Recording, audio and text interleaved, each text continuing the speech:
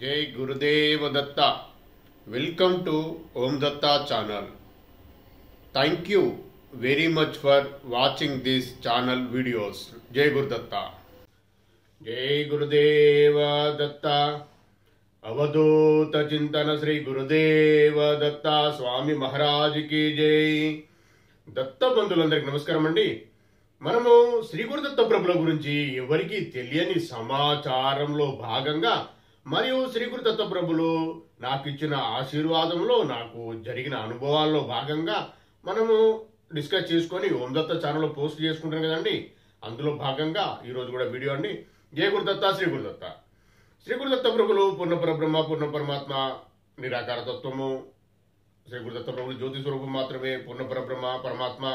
ఇది గుర్తుపెట్టుకోండి. మనము సరే ఫోటోలు ఉన్నాయంటే సాకార పూజకు సంబంధించినవి సాకార పూజ చేస్తూ నిరాకారతత్వం వెళ్ళాలని ఋషులు వారు పెద్దవారు చేసిన పద్ధతులు అంటేవన్నీ అది గుర్తుంచుకోవాలి మనము. అయితే ఈరోజు ఈరోజు చాలా మంచి రోజు, పర్వదినం అండి. అదే మంచి రోజు పర్వదినం రెండు అర్థాలు ఒకటే. ఈరోజు చిత్తా నక్షత్రం. శ్రీ గురుదత్త ప్రభుల కలియుగ ప్రత్యక్ష ప్రథమావతారమైన శ్రీపాద శ్రీ వల్లభ స్వామి జన్మించిన జన్మ నక్షత్రం చిత్తా నక్షత్రం. మనం చిత్తా నక్షత్రం రోజు రెగ్యులర్గా ఒక్కొక్క అధ్యాయం పారాయణం చేసుకొని ఓం దత్త ఛానల్లో పోస్ట్ చేసుకుంటున్నాం కదండి. అందులో ఈరోజు కూడా మనము శ్రీ గురుదత్త ప్రభుల కలియుగ ప్రత్యక్ష ప్రథమ అవతారమైన శ్రీపాద శ్రీ వల్లభ ప్రభు యొక్క చిత్తా నక్షత్ర జన్మదిన సందర్భంగా మనం ఒక అధ్యాయం పారాయణం చేసుకుందామండి. అది ఈరోజు అధ్యాయం చేసుకునేది 32వ అధ్యాయం అండి. ఇంతకుముందు 31 అధ్యాయం మనం చేసుకున్నాం. 30 లాస్ట్ చిత్తా నక్షత్రం రోజు. ఈ చిత్తా నక్షత్రం వీళ్ళకి ఒకసారి వస్తుందండి. ఈరోజు ఎవరైనా మీరు చేయాలనుకునేవారు చాలా మంది ఒకవేళ భక్తులు వారి దగ్గర గ్రంథం ఉన్నా లేదా పీడిఎఫ్ డౌన్లోడ్ చేసుకునైనా ఒక అధ్యాయమైన చదవండి. శ్రీ గురుదత్త ప్రభుల ఆశీర్వాదం వస్తుంది. పూర్ణ పరబ్రహ్మ పరమాత్మ ఆయన. లేదంటే సిద్ధమంగళ స్తోత్రమైనా ఒక్కసారి అంటే చదవండి, మంచి జరుగుతుంది. మనకు శ్రీ గురుదత్త ప్రభుల లైన్ దొరుకుతుందండి. వారి ఆశీర్వాదం వస్తుంది. నాకు తెలిసిన సత్యం అండి. శ్రీ గురుదత్త ప్రభులు నాకు చెప్పడం జరుగుతుంది. అది నేను మీకు చెప్తున్నా. జయ గురుదత్త. శ్రీ గురుదత్త. శ్రీ గురుదత్త ప్రభులు మనకు ఈరోజు 32 అధ్యాయం చేయాలి. మనం లాస్ట్ 31 చేసామండి. ఈరోజు 31 ఇద్దామండి. ఇది పారాయణ గ్రంథం అండి. జయ గురుదత్త. శ్రీ గురుదత్త. ఇది సిద్ధమంగళ స్తోత్రం అని మీకు ఇంతకుముందు చెప్పినా, నేను చాలాసార్లు చెప్పినా, ఇప్పుడు కూడా మళ్ళీ చెప్తా. ఆ సిద్ధమంగళ స్తోత్రం అనేది 136వ పేజీలో ఉంటుందండి. 136వ పేజీ.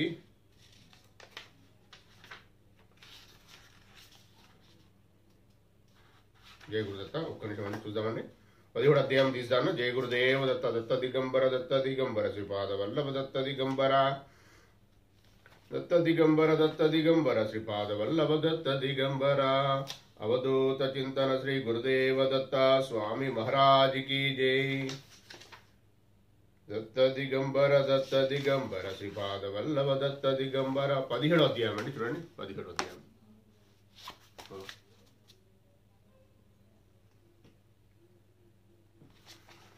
అధ్యాయంలో ఉంటుంది మన శ్రీపాద శ్రీ వల్లభ స్వామి సిద్ధమంగళ స్తోత్రం.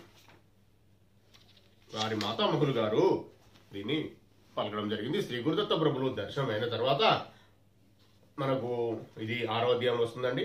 శ్రీ గురుదత్త ప్రభుల దర్శనము కలిగి దర్శనం అయిన తర్వాత వారి కనుల నుండి నీళ్లు జాలువారుతూ అప్పుడు పలికిన పలుకులు, అప్పుడు పలికిన సూత్రం అండి ఇది.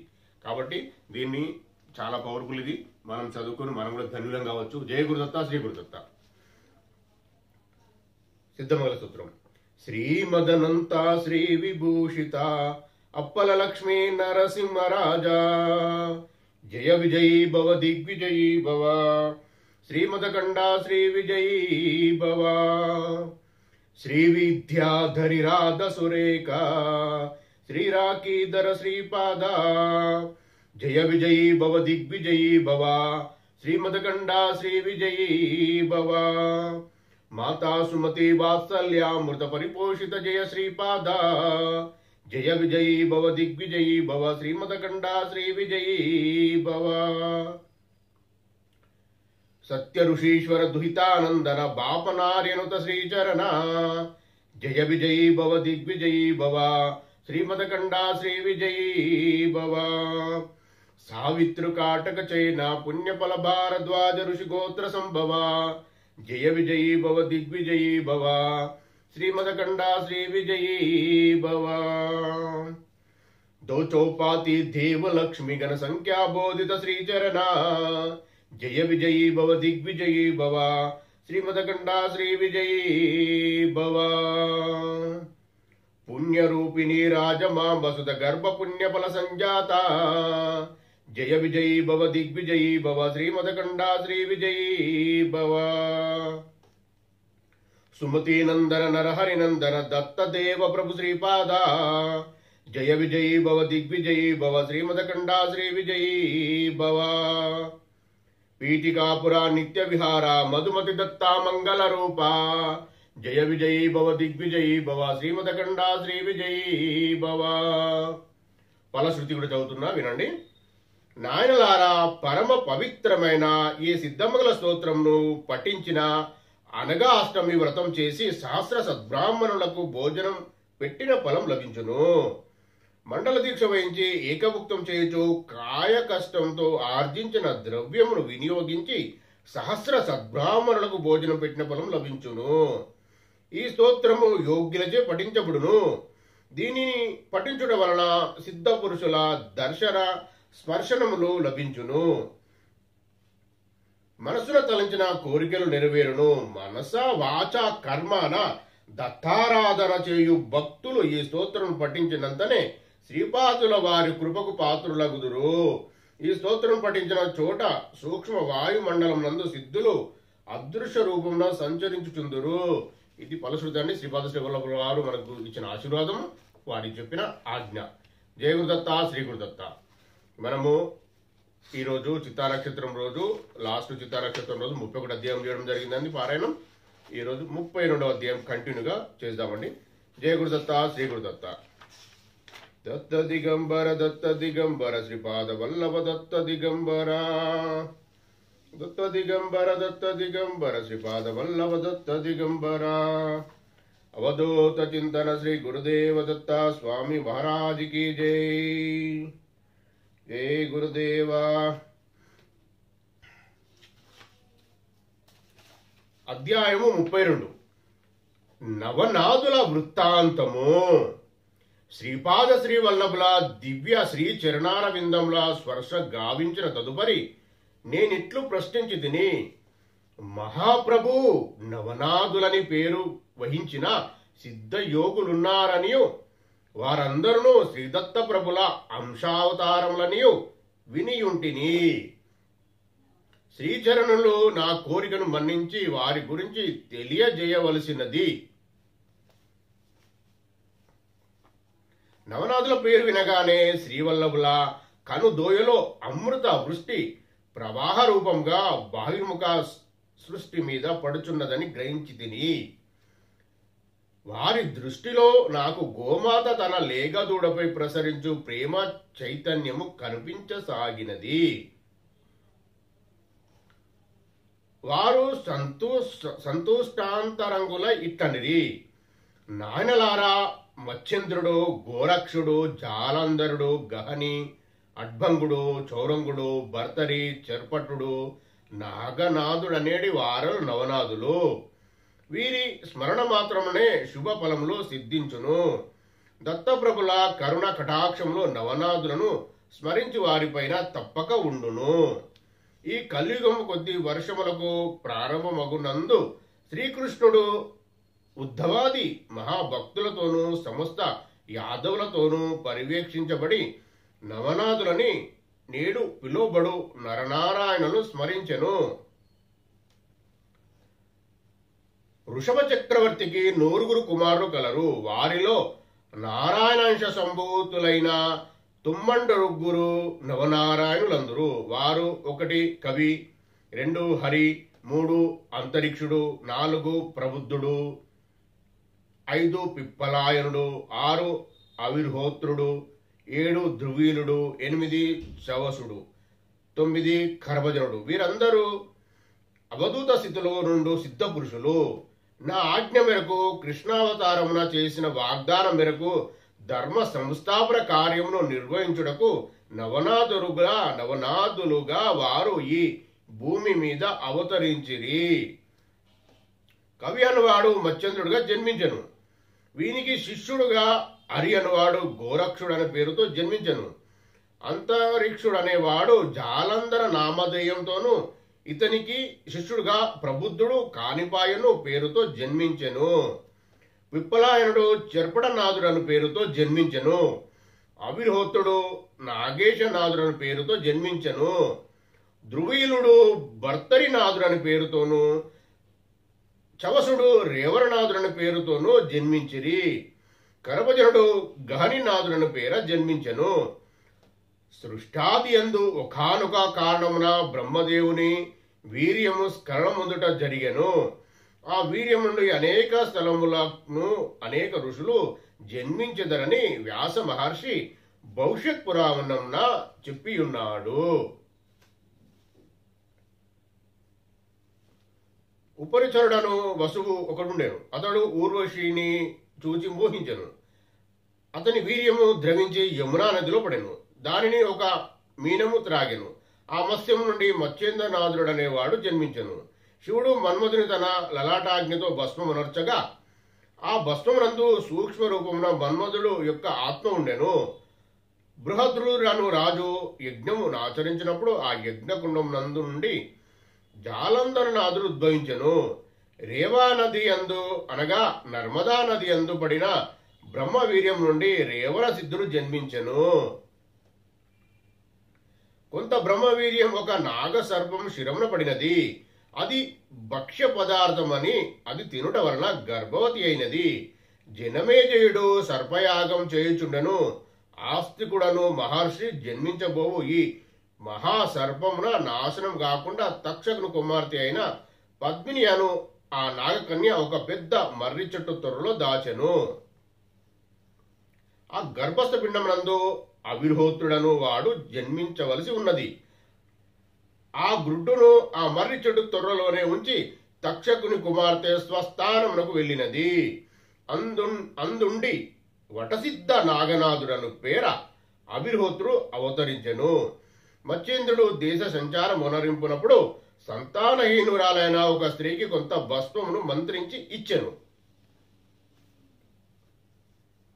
ఆమె విశ్వాసం లేక ఆ భస్మమును పెంట దిబ్బలో పారవేసినది. ఆ భస్మము అమోఘ శక్తి సంపన్నమగుటచే అందుండి గోరక్షనాథులు ఉద్భవించెను. పార్వతి వివాహ సమయమునందు పురోహితుడుగానున్న బ్రహ్మదేవుడు పార్వతి రూపమును చూచి మోహితుడగుటచే అతని వీర్యం స్రవించెను. అతడు సిగ్గుపడి ఎవరికి తెలియకుండా కాలి మడమతో ఆ వీర్యమును రుద్దగా అది 60,000 భస్మములై అందుండి వాలకీల్యులను 60,000 మంది మహర్షులు జన్మించిరి. దానిలో కొంత భాగము మిగిలి ఉండుటచే అక్కడ అది పెంటగా మార్చబడి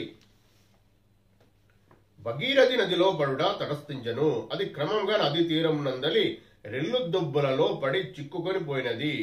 దానిలో పిప్పలాయనుని ఆత్మ ప్రవేశించి చెర్పడనాథుడను పేరట నవనాథుడొకడు జన్మించెను. కౌశికుడను మహర్షి యొక్కడు తన పర్ణశాల నుండి భిక్షార్థము పోవుచు తన భిక్షపాత్రను పర్ణశాల బయట ఉంచెను. అదే సమయంలో సూర్యుని రథస్సు దానిలో పడెను. అది మహర్షి గ్రహించి దాని నచ్చటే భద్రపరచెను. భర్తరి అనగా భిక్షపాత్రగాన దాని నుండి జన్మించిన కారణంన భర్తరినాథుడు జన్మించెను. హిమాలయ పర్వతమునందలి ఘోర అరణ్యమున ఒక దిగ్గజము నిద్రించుచుండెను. బ్రహ్మదేవుడు సరస్వతిని చూచి మోహించుటే అతని వీర్యం ద్రవించుటయు అది దైవాంశమున నిద్రించుచున్న గజం చెవిలో పడుట తటస్థించెను. దాని నుండి ప్రబుద్ధుడనేవాడు జీవదశ నుండి గజకర్ణం నుండి జన్మించుట చేత కర్ణ కానిప అనే పేరుతో నవనాథులలో ఒకడై ప్రసిద్ధుడు నొందెను. గోరక్షుడు సంజీవిని మంత్రమును జపించుచు మట్టితో మనుష్య ఆకారం ఒక బొమ్మను తయారు చేయుట తటస్థించెను. అటువంటి బొమ్మయందు కరభజనుడు సంజీవిని మంత్ర మహత్యంచే జీవదశ నుండి గహనినాథుడన్న పేర అవతరించెను. శ్రీకృష్ణుని ఆదేశానుసారం ఈ నవకృష్ణులు మందార పర్వతమున తమ స్థూల శరీరమును భద్రపరిచి సమాధి చేసి తమ తమ అంశల చేత భూలోకమున నవనాథులుగా అవతరించి ధర్మ సంస్థాపన కార్యక్రమంలో పాలు పంచుకొనిరి. అంతటా నేనిట్లు ప్రశ్నించితిని, గురు సార్వభౌములకు జయం జయము. నవనాథుల యొక్క అవతారములు నవకృష్ణుల యొక్క అంశావతారములంటివి. నవకృష్ణులకును నవనాథులకును వ్యత్యాసమున్నదా ప్రభు? శ్రీపాదుల వారు మందహాసం చేయుచు ఈ ఇద్దరి వంకను దివ్య ప్రేమతో కూడిన దృక్కులను ప్రసరించిరి. నాయనలారా, సమస్త సృష్టి యొక్క మహాసంకల్ప స్వరూపం నేనే. సమస్త దేవీ దేవతలకును వచ్చేడి సంకల్పములు నా యొక్క మహాసంకల్పం యొక్క అంశమాత్ర సంకల్పములు. ఈ అంశమాత్ర సంకల్పమును కొంతమేరకు మాత్రం స్వతంత్రముండును. ఒక ఆవును పంటకాపు చెట్టుకు కట్టివేయును, చాలా పొడవైన తాటితో బంధించును. ఆ త్రాడు పోగలిగినంత దూరం వరకు మాత్రమే ఆ ఆవు మేతను మేయగలుగుచుండును. అనగా ఆ ఆవునకు మేత వేయుటకు కొంత నిర్ణీతమైన పరిమితమున ప్రదేశం కలదు. ఆ పరిమితములకు లోబడి అది మేత మేయవచ్చును. అనగా దానిని ఇయ్యబడినది పరిమితమైన స్వేచ్ఛ. దానికి ఇయ్యబడిన స్వేచ్ఛ ప్రదేశం నందు తనకు ఇచ్చవచ్చిన రీతిగా అది మేత మేయవచ్చును. ఆ పరిధిలో దాటి మేత మేయవలెనన్న పంట కాపు అనుమతి విధిగా ఉండి తీరవలెను. అతడునున్న మేత అయిపోయినప్పుడు పంట కాపు దాన్ని వేరు చోట కట్టుటకు కట్టివేయటకు లేక అదే చెట్టునకు కట్టినను త్రాడును పెద్దగా చేసి కట్టుటయో చేయును. అదే విధంగా కొన్ని ధర్మ కర్మ సూత్రముకు లోబడి అంశావతారములకు స్వేచ్ఛ ఇయ్యబడును. అందు కావలసిన సంకల్పము మూలతత్వం నుండి వచ్చును. దానిని అమలు చేయు బాధ్యత అంశావతారములకు ఇయ్యబడును. ఏదైనా సమస్యలు ఉత్పన్నమైనప్పుడు అంశావతారములు మూలతత్వమునకు ఈ ఆదేశమును తీసుకొని వచ్చెదరు. మూలతత్వం నుండి అనుగ్రహమును తీసుకొని వచ్చి జీవులకు శ్రేయస్సును కలిగించెదరు.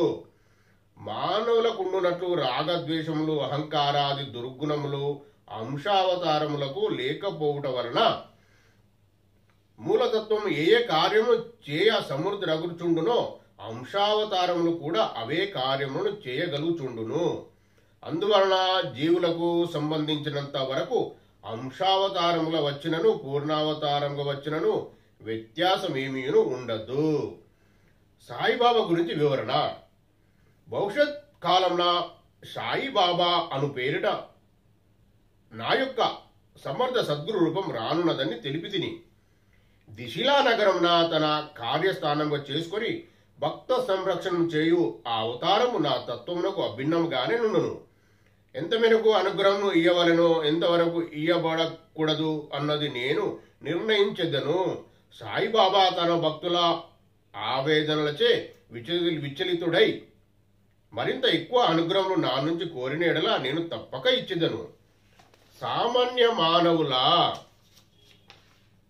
ప్రార్థనను ఆవేదనను గ్రహించి అనుగ్రహించేడి ప్రభుతత్వము సాయిబాబా. సాయిబాబా కోరేడి అనుగ్రహంను ఇయ్యకుండానా. అందుచేత సాయిబాబాను ఆశ్రయించడి వారి కందరకును తప్పగా శ్రేయాలాభముండును. చేతే విశ్రమ్యాతి సాయి అని ఉన్నది. ఇంద్రియ వృత్తులను శాంతింపచేయునది సాయి తత్వము. సాయిబాబా అనుతత్వము నాయందు సాయుధ్య స్థితిలో ఉన్నదని గ్రహించుము. అంతటా నేనిట్లు ప్రశ్నించి తిని, శ్రీ మహాగురువులకు అభివాదము. శ్రీ వాసవి కన్యగా అంశావతారమా లేక పూర్ణావతారమా? శ్రీపాదులు ఇట్లు జవాబులిచ్చిరి. ఆర్య మహాదేవి గతంలో ఇచ్చిన వాగ్దానం అనుసరించి కుస్మశ్రేష్ఠికి కూతురుగా జన్మించినది. ఒకవేళ కన్యక అవతరించకపోయినా వైశ్య కులమునకు అనర్థములు సంభవించేడివి. సమాధి అను వైశ్యుడు ఈ ప్రమాదమును బీజ రూపమున అవ్యక్తము నందుండుట కనుగొనెను. అది అవ్యక్తం నుండి వ్యక్త స్థితిలోనికి వచ్చి అంకురించి మహావృక్షమై వైశ్యకులము బిడ్డలను గాని ఆయా సామంత రాజా బంధు పరివారంలోని బిడ్డలను గాని అందచందాలు కలిగి ఉన్న ఎడల వివాహమాడి ఉంపుడుగత్తలుగా మార్చి వర్ణ సాంకర్యమునర్చి సర్వ భ్రష్టత్వం కలిగించేదరు. అటువంటి సంఘటనలో ఏ సామంత రాజ్యంలోని ఆడబిడ్డల ఎడల కలుగకుండుటకు సౌశల్యము, కులాభిమానము, ఆత్మాభిమానము మంటలు యందు ప్రవేశింపలేను, లేదా ఆత్మాభిమానము కలిగిన వైశ్యుల అయినను మంటలు యందు ప్రవేశించవలను. ఈ అగ్ని పరీక్షలో శ్రీ వాసవి కటాక్షంతో వైశ్యులు విజయం సాధించిరి. ఆత్మ బలిదానమునకు ప్రతీక ఆయా గోత్రములందు జన్మించు వారలకు అన్నవస్త్రములకు లోటు లేకుండగా భోగభాగ్యములు ప్రసాదించబడినవి. ఆర్య మహాదేవి యొక్క ఈ తేజోకిరణమే శ్రీ వాసవి కన్యక. ఆ అనంత శక్తి యొక్క ఒక్క తేజోకిరణమే ఈ భూమి భరింపజాలదు. శ్రీ వాసవి అంశావతారములుగా పరిమితములైన లక్ష్యంతో వచ్చినది. తన 18 సంవత్సరాల నుండి జీవితకాలంలో తన కులస్తుల దౌర్భాగ్యమును కలిగించు అనేక స్పందనలు తన యోగాగ్నిలో దగ్ధం చేసినది. అన్నింటికంటే మించిన దౌర్భాగ్యము సౌశల్యం పోగొట్టుకునుట. స్త్రీకి సౌశల్యం మించిన ఆస్తిని గాని ఐశ్వర్యం గాని లేవని తెలియుడు. అంతటి సౌశల్యమునకే ప్రమాదము వాటిల్లినప్పుడు తన గోత్రజులందరి దౌర్భాగ్యమును తనపై ఆకర్షించుకునినది. తాను దగ్ధమై తనతో పాటు సాహసించి అగ్ని ప్రవేశ దంపతులతో కూడా దగ్ధమై ఒకానొక దివ్య పరమ సత్యమును ప్రకృతి యందు స్థాపించినది. ఆమె తన నిజ స్వరూపమైన ఆర్య మహాదేవి రూపమును ప్రదర్శించున్నప్పుడు కుస్మశ్రేష్ఠితో సహా అందరూ భయకంపితులైరి. నాయనలారా, పతివ్రతామ తల్లులు వాస్తవ స్వరూపమును ముగ్గురు మాత్రమే చూడగలరు. వారికి దర్శనమిచ్చినప్పుడు సర్వాభరణలతో మంగళసూత్రములతో సహా దర్శనమిచ్చెదరు. తమ కంటే ఉన్నత స్థితి అందున్న మహాత్ములకు దర్శనమిచ్చినప్పుడు, 2 అగ్ని సాక్షిగా వివాహమాడిన తన భర్తకు దర్శనమిచ్చినప్పుడు, 3 తమ కంటే నిమ్న స్థితిలో ఉన్న నిజభక్తులను అనుగ్రహించినప్పుడు, విష్ణువర్ధనుడు చూచి మోహించినది విష్ణువర్ధమని మృత్యుదేవతను కాని వాసవిని కాదు. మృత్యుదేవత వాసవిదేవిని, అమ్మ నీ స్వరూపమును ధరించుటకు అనుజ్ఞ నిమ్మని కోరెను. అంబిక సరే అనెను. వాసవి స్వరూపం నుండి వాసవియే అని భ్రాంతి కలిగించేడు రూపం వెలువడెను. ఆ రూపము మృత్యుదేవతలో విలీనమాయెను. ఆ మృత్యుదేవత విష్ణువర్ధనునితో అంతర్లీనమైపోయి వాని శిరస్సును 1000 వ్రక్కలు చేసి బహిర్గతమయ్యాను.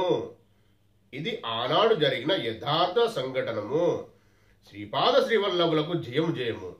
ఈరోజు చిత్తా నక్షత్రం రోజు మనం చేసిన 32వ అధ్యాయము పారాయణము సంపూర్ణం. జయ గురుదత్త, శ్రీ గురుదత్త. దత్త దిగంబర శ్రీపాద వల్లభ దత్త దిగంబర నృసింహ సరస్వతి దత్త దిగంబర జయ గురుదత్త దత్త దిగంబర. అవధూత చింతన శ్రీ గురుదేవ దత్త స్వామి మహారాజ్ కి జై. జై గురుదేవ దత్త. మనము ఈరోజు ఇంత మంచి రోజు, ఇంత మంచి పర్వదినం రోజు మనం పారాయణం చేసుకొని సిద్ధమంగళ స్తోత్రంలో పారాయణం చేసుకుని అదృష్టం కలిగించినందుకు శ్రీ గురుదత్త ప్రభులకు మరియు కలియుగ ప్రత్యక్ష శ్రీ గురుదత్త ప్రభుల కలియుగ ప్రత్యక్ష ప్రథమ అవతారమైన శ్రీపాద శ్రీ వల్లభ ప్రభుకు కోటి కృతజ్ఞతలు, కోటి సాష్టాంగ దండ ప్రమాణాలు. మనము శ్రీపాద శ్రీ వల్లభ ప్రభు గురించి మాట్లాడుకుంటూ సాయిబాబా గారి గురించి మాట వచ్చింది కదండి. సాయిబాబా గారు చాలా పవర్ఫుల్ అండి, మనకు తెలుసు.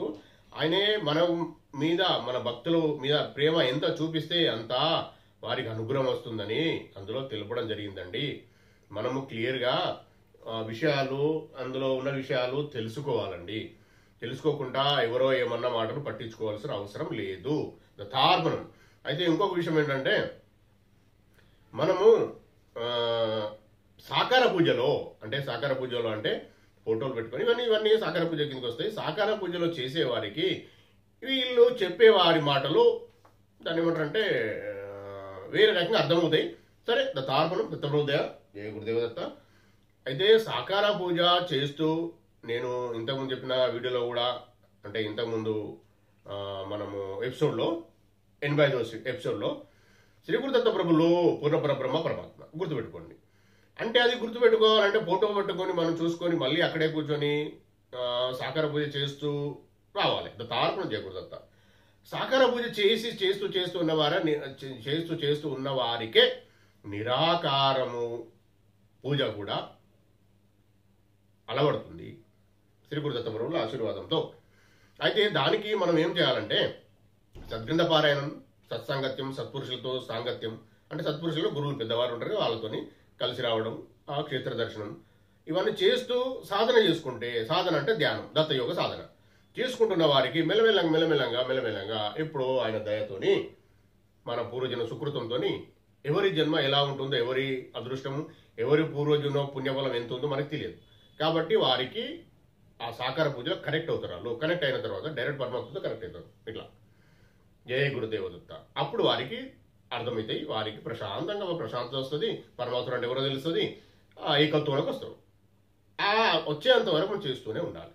సాకార పూజ కూడా చేయాలి, ధ్యానం కూడా చేయాలి. ఏది ఆపేదేం లేదు. టెంపుల్ మీ ఇష్టదేవాలను కూడా మొక్కాలి, టెంపుల్ కూడా వెళ్ళాలి. అంటే అన్ని చేసుకుంటూ దేవాలయానికి వెళ్తూ, దేవాలయ ప్రదక్షిణ చేస్తూ, అమ్మవారిని మొక్కుతూ, అంటే ఇవన్నీ మనకు ఫాస్ట్గా జరగాలంటే స్తోత్ర పారాయణము, ఫస్ట్ సద్గ్రంథ పారాయణము, స్తోత్ర పారాయణాలు చేస్తూనే ఉండాలి. అందులో భాగంగా మనము శ్రీ దత్తమాలా మంత్రము, శ్రీ గురుదత్త ప్రభుల మహామాలా మంత్రం కూడా ఉంది కదండి. అది కూడా ఈరోజు మనం పర్వదినం కాబట్టి చదువుకుందాం. శ్రీ గురుదత్త ప్రభుల మహామాలా మంత్రం నేను చదువుతా, ఇప్పుడు వినండి. జై గురుదేవదత్త. శ్రీ దత్త ప్రభు మహామాలా మంత్రం. ఓం నమో భగవతే దత్తాత్రేయాయ స్మరణ మాత్ర సంతుష్టాయ మహాభయ నివారణాయ మహాజ్ఞానప్రదాయ చిదానందాత్మనే బాలోన్మత్త పిశాచ వేషాయ మహాయోగినే అవధూతాయ అనగాయ అనసూయానందవర్ధానాయ అత్రిపుత్రాయ ఓం భవబంధ విమోచనాయ ఆం అసాధ్య సాధనాయ హ్రీం సర్వ విభూతిదాయ క్రోం సాధ్యాకర్షణాయ ఐం వాక్ప్రదాయ క్లీం జగత్రేవశీకరణాయ సోహం సర్వమాన సంక్షోభనాయ శ్రీం మహాసంపత్ప్రదాయ గ్లోం భూమండలాధిపత్యప్రదాయ ద్రాం చిరంజీవినే వషట్ వశీకురు వౌషడ్ ఆకర్షాయ హుం విద్వేషాయ పట్ ఉచ్చాటాయ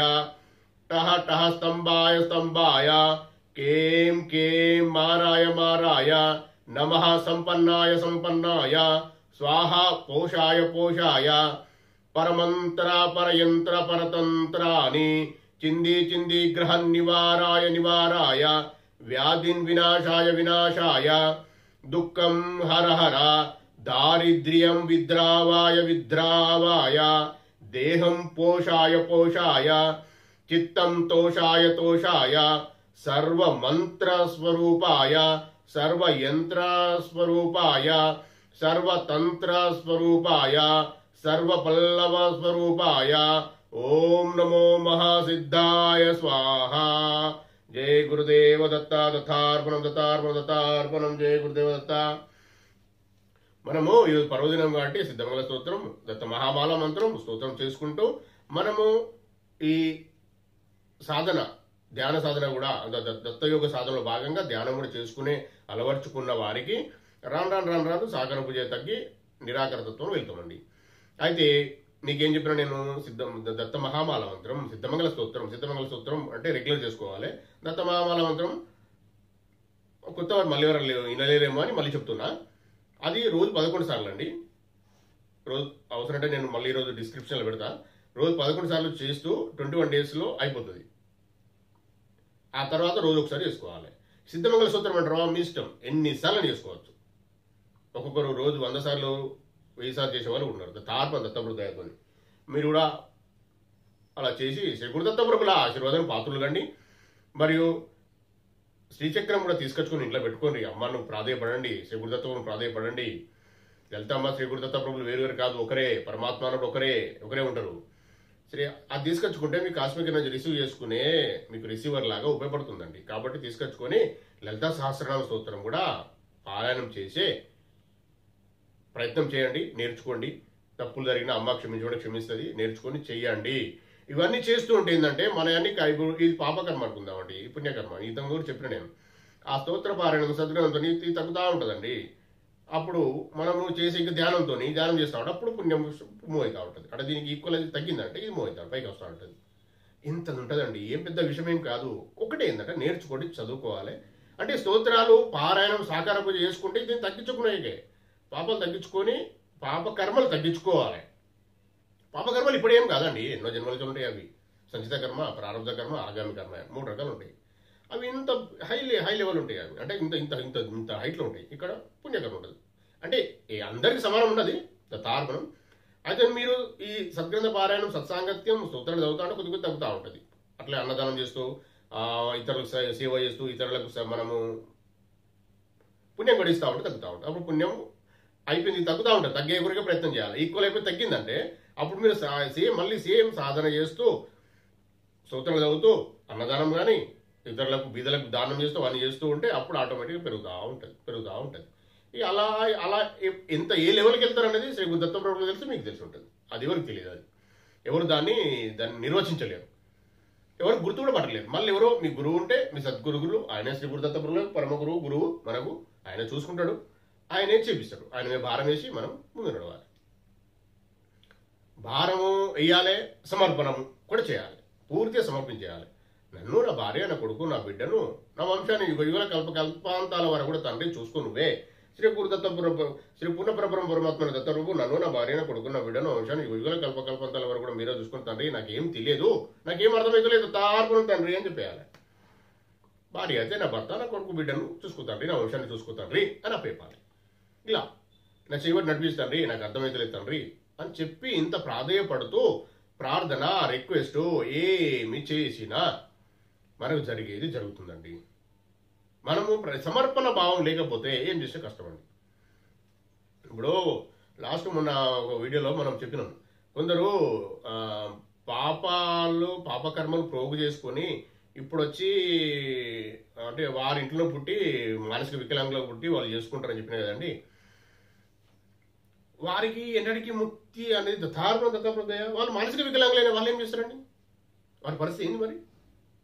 మీకు ఏమైనా తెలుసా? అర్థమవుతుంది అది? దాని గురించి ఏమన్నా తెలుసుకొని ఇంకా అబ్జర్వ్ చేయండి.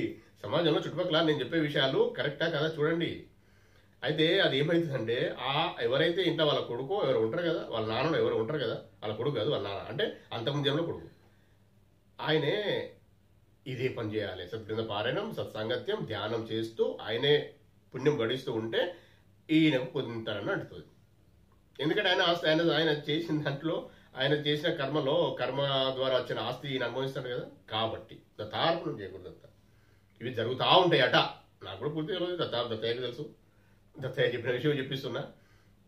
అయితే ఇంకో విషయం ఉంటుందండి. ఇప్పుడు మనము నిష్కర్మం, కర్మ లేదు, ఏం లేదు, పాపకర్మ లేదు, పుణ్యకర్మ లేదు. సరే పుణ్యకర్మ ఎక్కువ ఉంది అనుకుందాం, సరే జరిగింది దత్తార్పణం.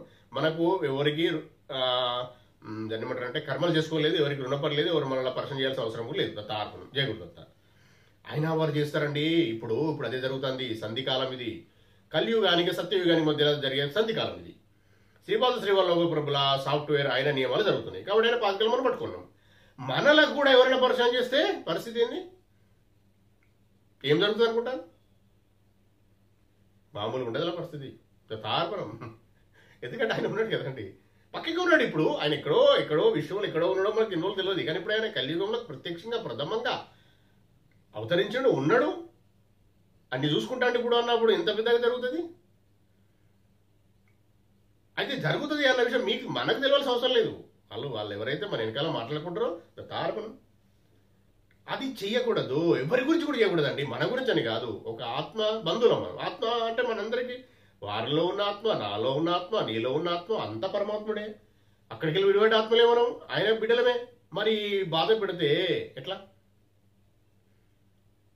అలా జరుగుతుందండి. అహంకారం రాకుండా ప్రశాంతంగా నిగర్వంతో ఉంటూ నిరాడంబరంగా మనం ఇంతకుముందు వీడియోలో ఆ గ్రంథంలో ఏదైనా విషయాలు ఉన్నాయి కదండి, అది దైవిక లక్షణాలకు సంబంధించిందండి.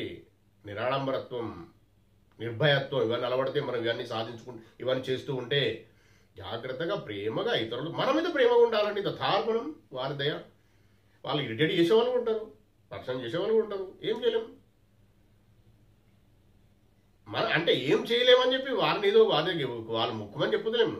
నేను ఇంకో విషయం కూడా చెప్పిన మీకు, నేను ఇంతకు ముందు వీడియోలో చాలా వీడియోలు చెప్పిన, ఈ శ్రీ గురుదత్త ప్రభుల పాదాలు పట్టుకొని ఈ మన శ్రీ గురుదత్త ప్రభులు ఆశ్రయించిన వారు ఎవరి పాదాలకు నమస్కారం చేయకూడదు, మన పాదాలను ఎవరిని నమస్కరించనివ్వకూడదు. మన పిల్లలు తప్పించి, భార్య పిల్లలు తప్పించి ఎవరిని ఆశీర్వదించకూడదు, ఎవరిని శాపనార్థులు పెట్టకూడదు.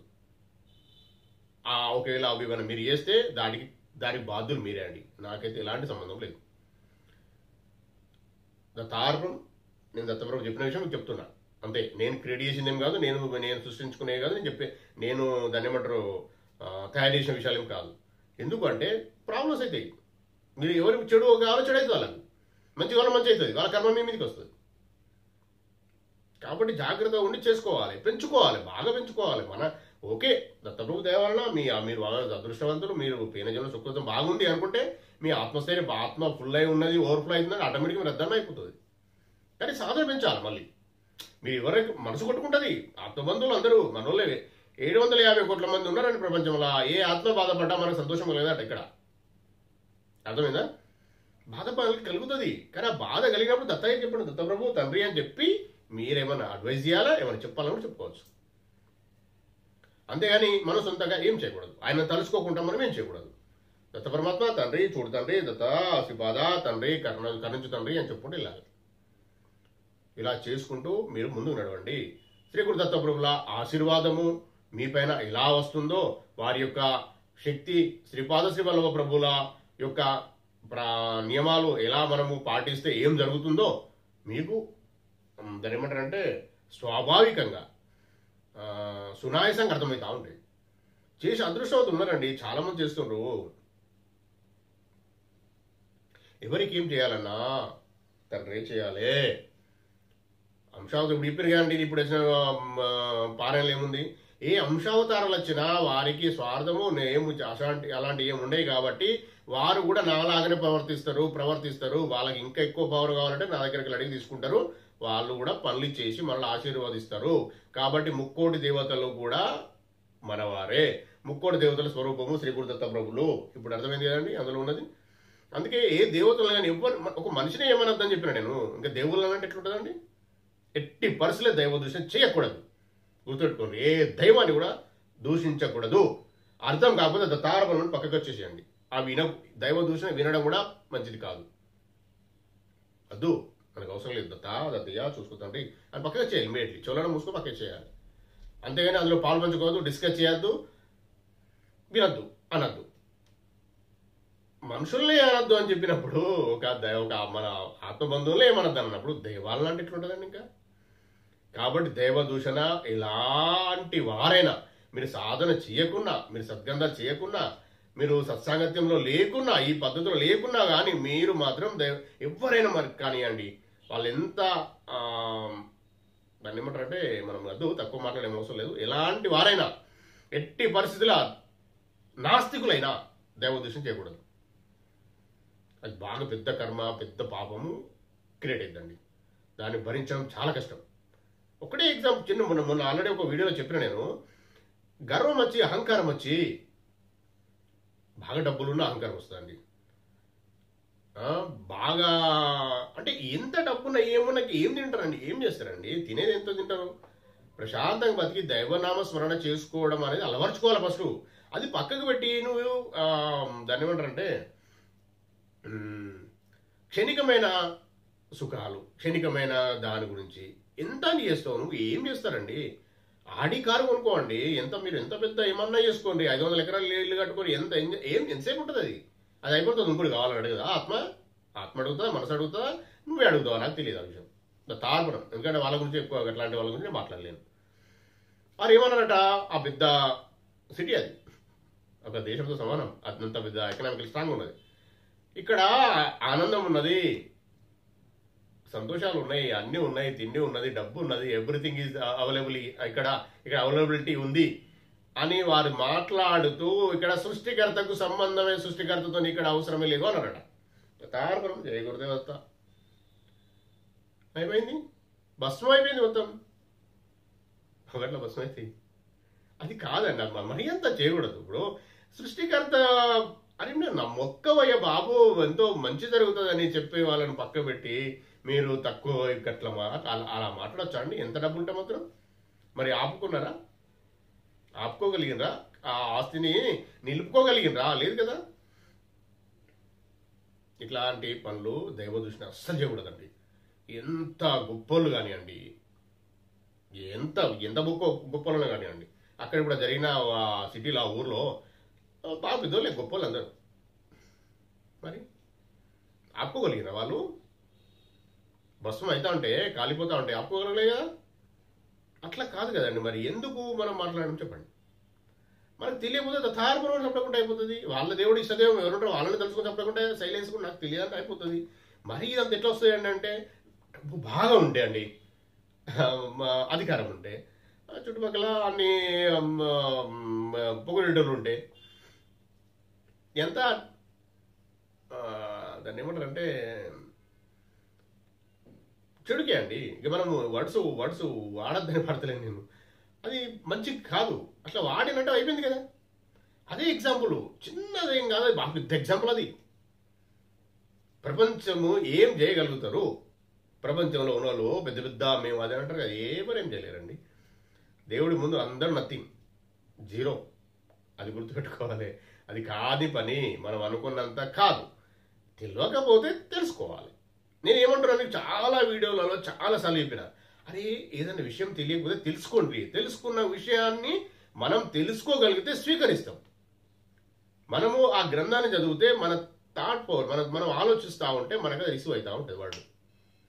అందులో ఎగ్జాంపుల్ అయిపోయిన ఒక గురు చరిత్ర చదువుతా ఉంటే గానకాపురం వద్దండి ఆత్మ. మీరు గానకాపురం మొత్తం ఊహిస్తారు, మీరు చూడని వారు కూడా. ఊహించినప్పుడు ఆయన ఆశీర్వాదం వస్తుంది. ఇట్లా ఉంటుందండి దైవ గ్రంథాలు, సత్సంగత్యము. అంటే దేవుని గురించి మాట్లాడుతూ ఉంటే దేవుడు ఆయన చూస్తూ ఉంటాడు. దత్తా దత్తా దత్తా అంటే దత్త మాట్లాడకుండా వస్తాడు, 100% వస్తాడు. ఇది సత్యాల విషయాలండి, బాగా సత్యమైన విషయాలు. ఇష్టదైవం ఎవరైనా కానివ్వండి, ఇష్టదైవాన్ని పక్కకు పెట్టి మీరు సొంతంగా ఏదో చేసుకుందామంటే కాని పని అండి. అది కాదు, ఎవరికి జరగదు.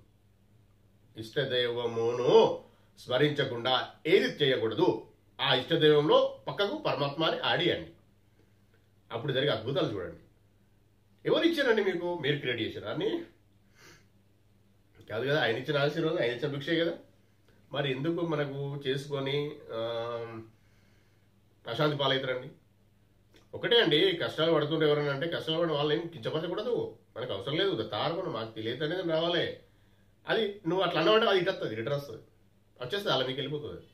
నన్ను అంటారు కదా ఒకరు, వాళ్ళకి వెళ్ళిపోతుంది.